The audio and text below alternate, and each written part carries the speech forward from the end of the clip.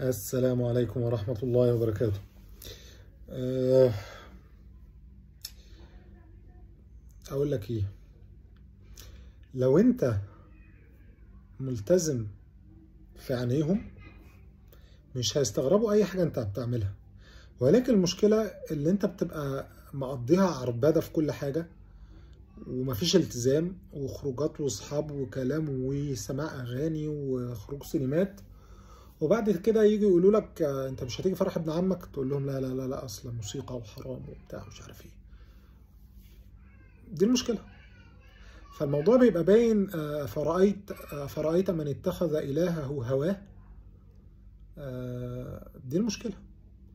لو انت من بدري، مش كل الناس اللي بيروحوا الافراح وبيروحوا البتاع ده بيبقى هو خلاص التزم وقت ما هم قالوا له يلا الفرح، فهم بقى ايه ده انت التزمت؟ ايه اللي حصل؟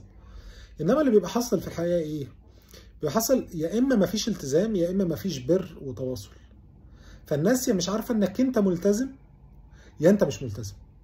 لانك انت لو ملتزم وفي بر وفي صله، فالناس عارفه اللي فلان الفلاني ايه ده ملتحي، ايه ده بيصلي الصلوات الخمسه، ايه ده ما بيسلمش على بنات، ايه ده ما بيسمعش اغاني، ايه ده كل ما بنشوفه بيكلمنا في الدين، ده ايه ده لما بيجي لنا وبيتواصل معانا دايما بيذكر الله عز وجل ويقول يعني احنا يعني انتوا على دماغنا. مثلا انت بتكلم عمتك مثلا وعمتك في حته تانيه، والله احنا مقصرين في السؤال عليكي والبر ده يعني خير ليا قبل ما يبقى ليكي، ويعني احنا مقصرين جدا والله انا اتمنى ان انا اشوف الكل.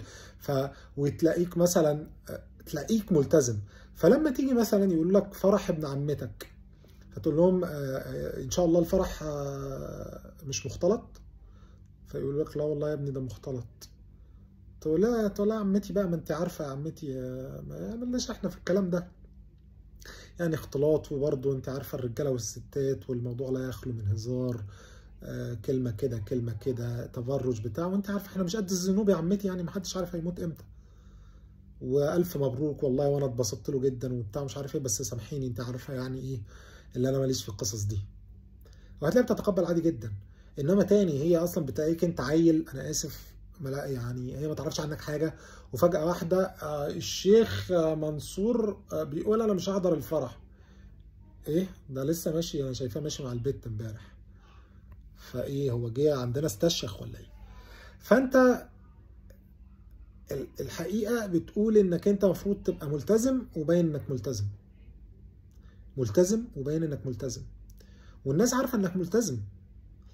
الناس عارفه ان هم ليهم حق في الدعوه منك، ليهم حق في البر والصله، ليهم حق في الامر بالمعروف والنهي عن المنكر، وانشر عشيرتك الاقربين وامر اهلك بالصلاه واصطبر عليها، الاقربون اولى بالمعروف، وهكذا.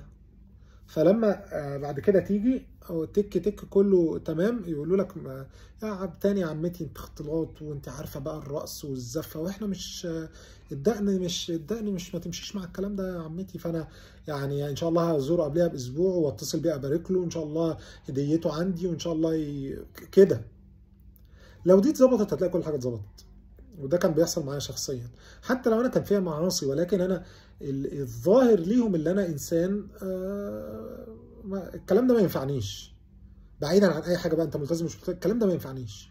فلما تقول لهم على الكلام ده هم والله انا كنت زمان بقى بحضر افراح ونرقص بقى في الزفه والكلام ده، وبعد كده ربنا رزقني استقمت على طريق الله عز وجل، اسال الله عز وجل ان يتقبلنا مع كثره ذنوب الواحد.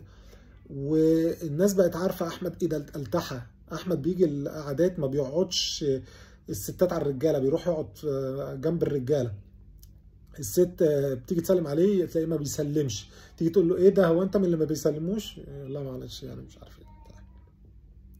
ايه ده احمد بيبقى قاعد معانا الاذان بيأذن بينزل يصلي. ايه ده احمد ده لما كلمته قال لي والله يا عمتي انت عارفه بقى مش عارف ايه. فما تلاقيها ما بتقولكش حاجه، تلاقيها ساعات ما يعني بتتصل بيك يعني ايه بتعزمك من باب العزومه. فانت لوم نفسك اللي الناس واخده عنك الفكره انك انت مش ملتزم، ما فيكش صفات الملتزم، مش باين انك ملتزم، زيك زيهم، بتتفرج معاهم على التلفزيون، بتسمع معاهم الاغاني، ما بتبرهمش، لما بيتكلمهم في امور الدنيا، لما بتقعد معاه ما بتنزلش تصلي، لما حد بيمد ايده بتسلم، ما بتبرهمش، وهكذا. فلا تلوموني ولوموا انفسكم. المشكله فينا. انا لما ربنا رزقني واستقمت ومش عارف ايه وبتاع، اختي ربنا يا رب يبارك لها، كان مثلا عندها بقى فرح وبتاع مش عارف ايه، رحت قعدت في المسجد. يعني هي كانت مثلا في قاعه وانا قعدت في المسجد، دخلت سلمت عليهم في الاول ورحت قاعد بره قبل الزيطه والزنبليطه والهمبل والزفه بقى والضرب البتاع مش عارف ايه. دخلت سلمت عليها بوست راسها مش عارف ايه ورحت طالع قاعد بره وخلاص. فانت بقى لو انت كل ده وعايز تبر، البر سهل. البر مش معناه انك تعصي الله. لا طاعه لمخلوق في معصيه الخالق. ابوك قال لك انزل هات لي حشيش، قول له يا بابا انا بحبك جدا جدا جدا بس مش هقدر انزل اجيب لك حشيش. طبعا لو ابوك بيحشش بلغ عنه يعني، بس انا قصدي ايه، انا بهزر بس الله المستعان يعني.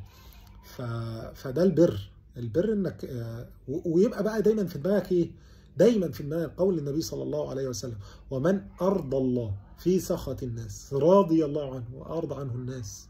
القلوب بين اصبعين من اصابع الرحمن يقلبهم حيث يشاء. لا في الاسرائيليات لما سيدنا موسى دخل على فرعون فخاف فالله عز وجل اوحى اليه: مما تخاف فان قلبه بيديه. موضوع بسيط. ومن ارضى الناس في سخط الله سخط الله عليه واسخط عنه الناس غصب عنك. والله لو انت ملتزم بكلام الله عز وجل ومعادي الناس كلها، والله ربنا عز وجل يلطف قلوبهم لك والله، وشفناها مرارا وتكرارا. قل ان الامر كله بيد الله. الله عز وجل بيده مقادير السماوات والارض.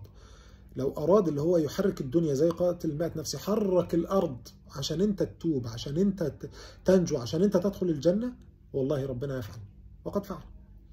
فاتمنى الله اكون رديت عليك. وزي ما قلت لك في اسوء الاحوال لو كل ده عايز تبر، روح له قبلها بيوم البيت، قبل ما اي حاجه تبتدي اخدمه وما تروحش مع الفرح وهكذا. ابوك هيغضب عليك، اقف بره خالص، فاهم؟ اقف بره خالص واعمل نفسك اكنك دخلت، ولما يكلمك عرض بالكلام، قول له: بابا انا واقف جنبك هنا بس انا بعمل كذا مش عارف ايه، وانت بره، فاهم؟ وانما لا تعصي الله في مرضات الناس، لان هي الاخرتها هتلبس انت يا معلم. فانت يبقى الناس تعرف عنك انك ليك سمت للملتزم. زي الرجاله بيطلع لهم لحيه، يعني زي الرجاله بيطلع لهم لحيه. هل اللحيه دي مثلا انا ارجو من الله ان ادخل الجنه وما يبقاش ليا لحيه؟ تمام. انا ممكن يبقى انا شكلي احلى مثلا من غير لحيه، ممكن الست مثلا نفسها تنطلق مش عايزه نقاب ولا بتاع مش عارف ايه، بس احنا ما بنعملش اللي احنا بمزاجنا. احنا الله عز وجل يقول لنا كذا فسمعنا وأطعنا وغفرانك ربنا وإليك المصير. تمام. مقصر بقى، مقصر الثياب، ملتحي، عليك وقار الالتزام، بتتكلم بكلام الملتزمين، لا تخالط الناس في معاصيهم، لما الصلاة بتيجي بتنزل ما بتسلمش الحاجات دي، يبقى انت ليك سمت الالتزام، وتبر الناس دي وانت بتبرها، تكلمهم في امور الاخرة مع امور الدنيا، تتبسط لهم فيحسوا بده. فيبقى ومثلا انت عارف اللي الفرح جاي، كلمهم قبليها، امر بالمعروف ونهي عن المنكر بما اتاك الله عز وجل بالحسنى. مش تدخل حرام لا بتاع، لا القصه مش كده، اهدى على نفسك. دولت في الاخر اهلك، والله المستعان، وزي ما اقول لك اهلك هتهلك. فاتمنى ان انا ابقى وصلت. يبقى واحد لازم يبقى عندك سمت الالتزام، وده ظاهر ليهم، وتبرهم قبل الفرح وبعد الفرح، وتأمر بالمعروف وتنهى عن المنكر، تكلمهم في امور الاخره، تتواصل معهم كثيرا. ولو ضربت زي ما قلت قبل ما يحصل اي حاجه، روح سلم وامشي، سلم واخلع قبل ما حد يشوفك، والله المستعان. يلا الله المستعان. جزاكم الله خيرا وبارك الله فيكم ووفقنا واياكم الى طاعته.